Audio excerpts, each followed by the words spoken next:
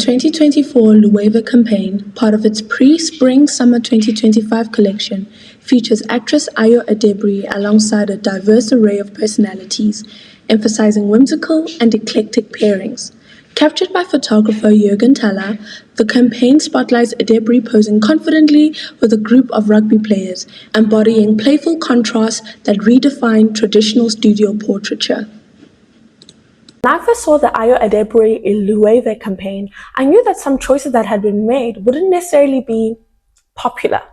But the campaign itself isn't ordinary. The merging of a Spanish fashion house with rugby was always going to be interesting. But what I didn't expect was this. I've always found myself disappointed in Ayo Edebiri. She could be that black girl, but instead she's one of those black girls. Like the type of black girl to give her braids a middle part. The backlash was swift.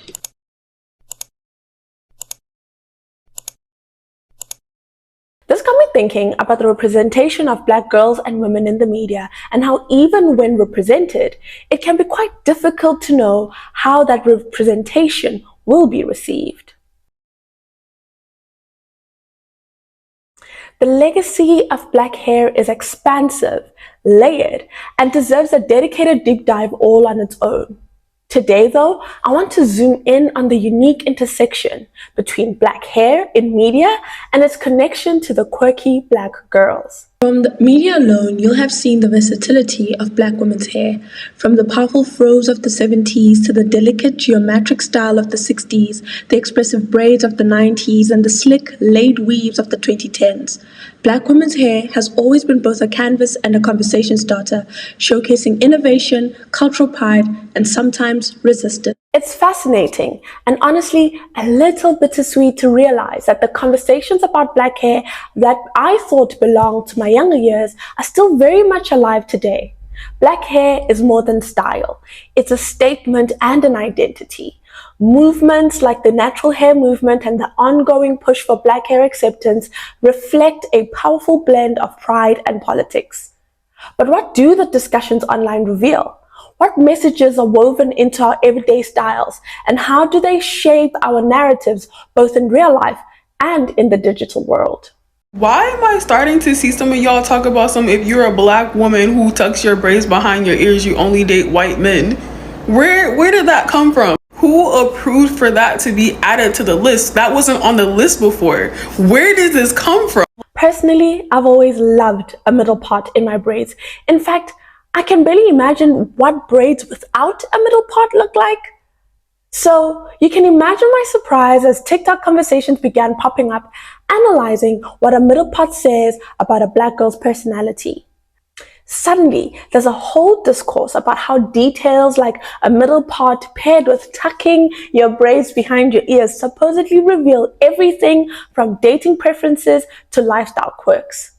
It's fascinating and a little funny to see how a styling choice I'd never thought twice about is now seen as a cultural signpost of identity and interests. I can always tell when a black girl dates white guys. I'm always right 99.9% of the time. I don't know if it's because I'm very open to dating whoever, so I can kind of get the vibes, but I'm always right. When black creators that I absolutely love pop out with their new man and their new man is like a white guy, I can always peep that from a mile away. I don't know why. I don't know. I don't know if it's like the hair behind the ears, like having the indie style, the luxe black girl style. There will be those few moments where I'm genuinely shocked by the outcome of who they're dating. But for the most part, I'm always right. Like I'm always right down to a T. Maybe it's the creators that I follow, but I don't know. This concept around a middle part in braids as a marker of identity is an interesting example of how small stylistic choices can become shorthand for personality, cultural affiliations, and even dating preferences. On platforms like TikTok, social dynamics are increasingly distilled into subtle signifiers like hair parts, shoe choices, or nail styles that reflect deeper ideas about individual identity and group belonging. This phenomenon taps into the broader concept of soft signals in social spaces. In sociology, soft signals refer to the cues that suggest something about a person's value or identity without explicit communication.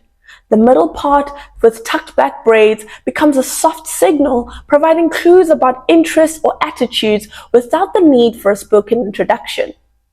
Moreover, the internet has amplified the visibility and significance of these signals, especially for Black women. Through these seemingly simple stylistic choices, Black women engage with a larger conversation about representation and individuality. The middle part, a timeless style in many Black communities, has transformed into a powerful, if playful, marker of identity on TikTok. In essence, these online conversations demonstrate how personal style, especially within Black culture, become a canvas where everyday looks reflect complex narratives of self, preference, and cultural pride. Each hairstyle, especially a timeless one like middle-parted braids, can encapsulate volumes of unspoken languages about identity, creating a shorthand for personal and cultural expressions that's both unique and shared among many. An extension of this discussion around braids brings me to the hard wig soft life trend.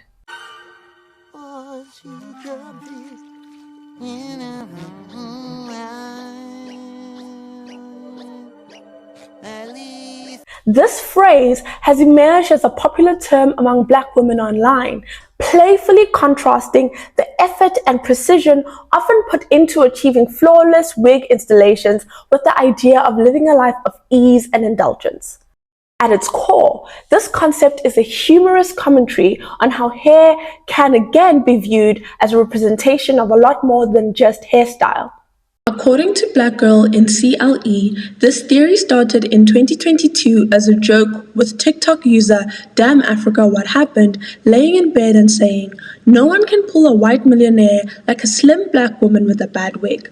Black Girl in CLE goes on to say, "Most straight white men don't hyperfixate themselves on women's hair because neat and put together hair isn't a vital standard of beauty in their community." This is evident with the popular 2010s messy hair bun trend that was started by white women and doesn't seem to be going away anytime soon now with the revival of the claw clip.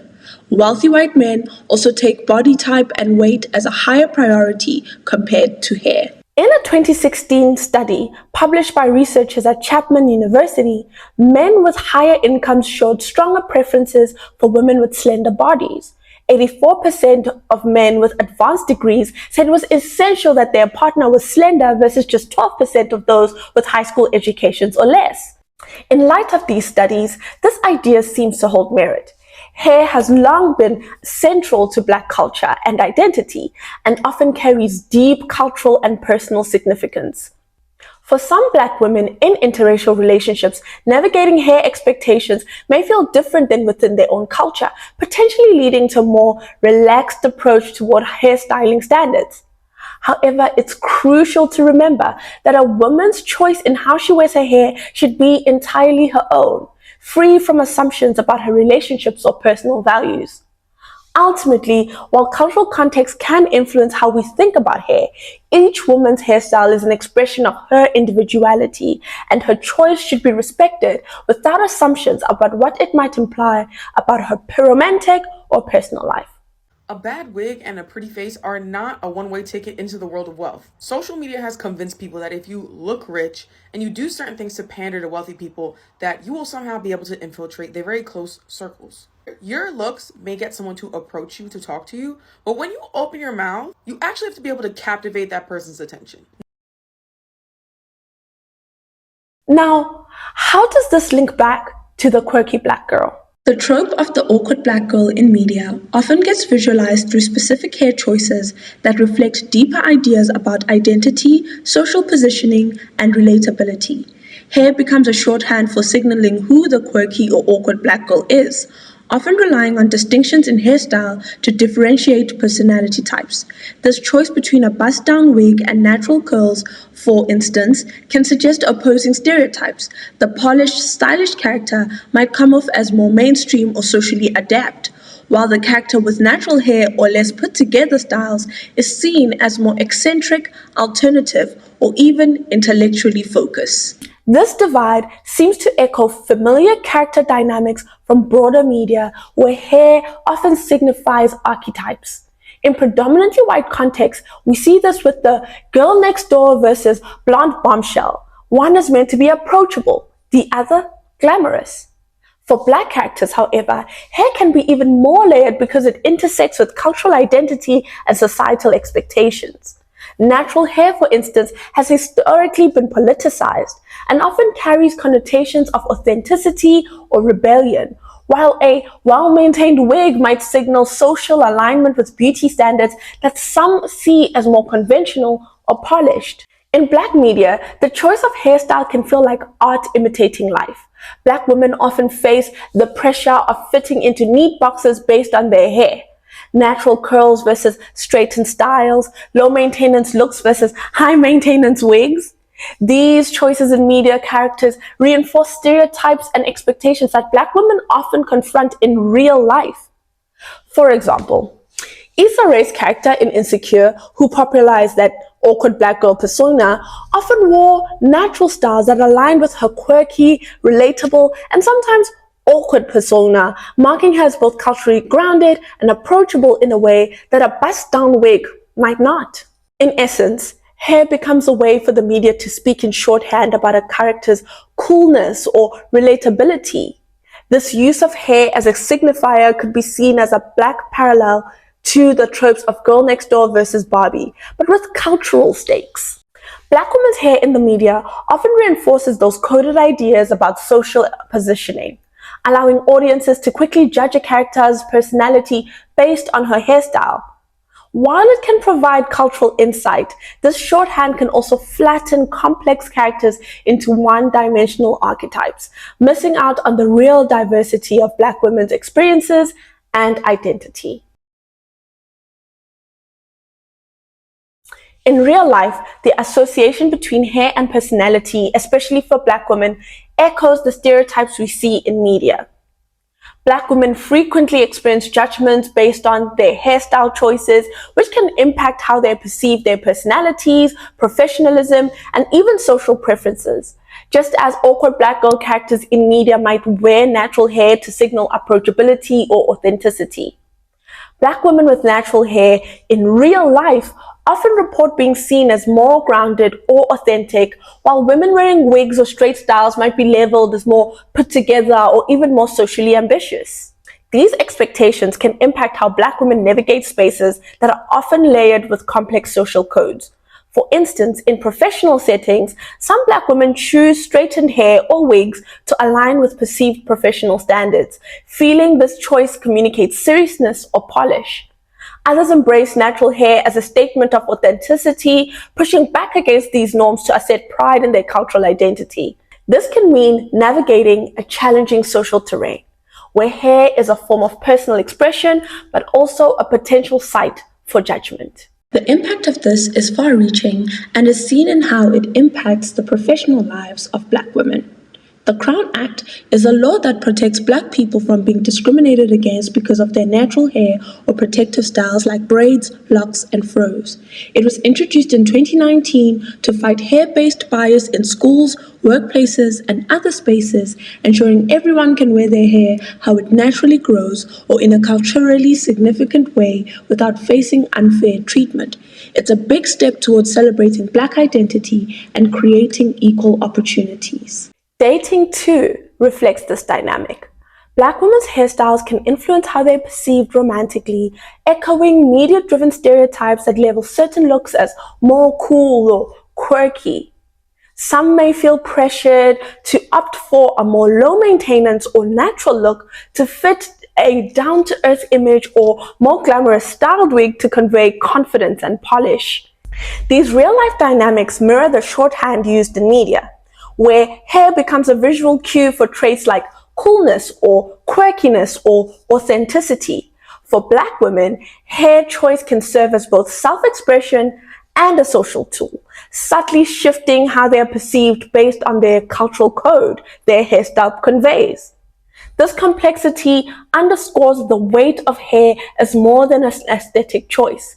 It is often a significant, nuanced element of identity navigation.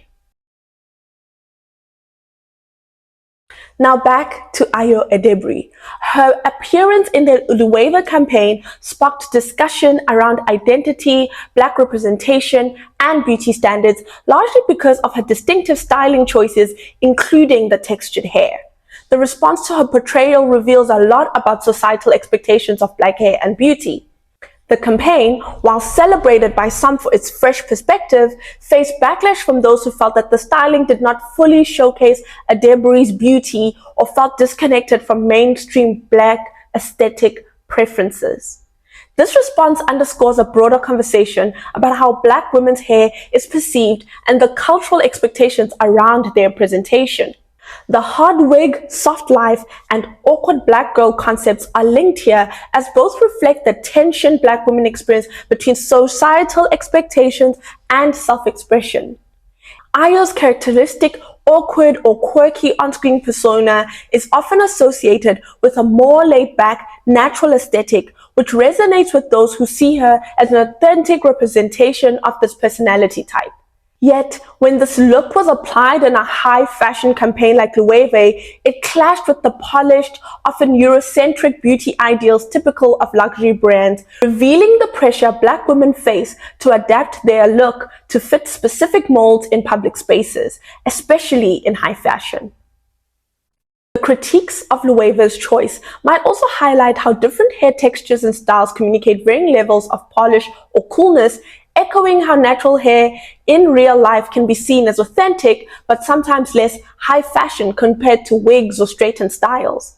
Just as women in real life choose between natural and styled hair based on how they want to be perceived, Edebiri's styling in the campaign may have appeared to some as overly natural or unrefined within the fashion context, and especially made her stand out in the context of Black culture, making her that Black girl instead of the Black girl. In essence, the response to Luweve's campaign underscores the complex, often conflicting expectations Black women face in expressing their identities, with hair remaining a focal point of representation and cultural messaging. This reaction is a reminder that while fashion and media increasingly celebrate diversity, Black beauty standards remain complex and sometimes fall short of mainstream acceptance without specific expected markers of polish or glamour. This video began with Ayo Edebiri's appearance in the Luweve campaign, but it quickly led me to ask whether her unique look in that dress was really what broke the camel's back.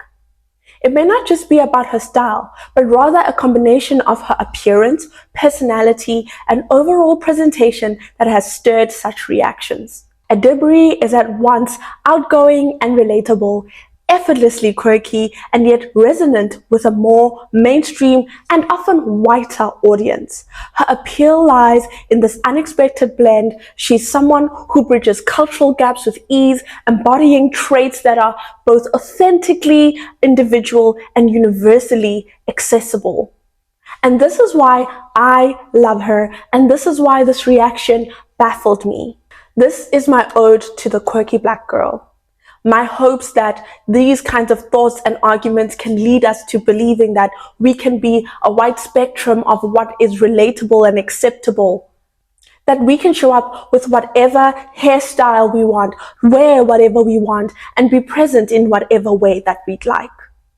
Thank you guys so much for joining me today.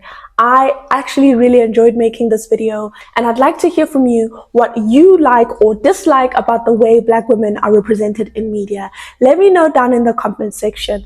I hope you then go on to like and subscribe if you want more, and I'll see you guys in the next one.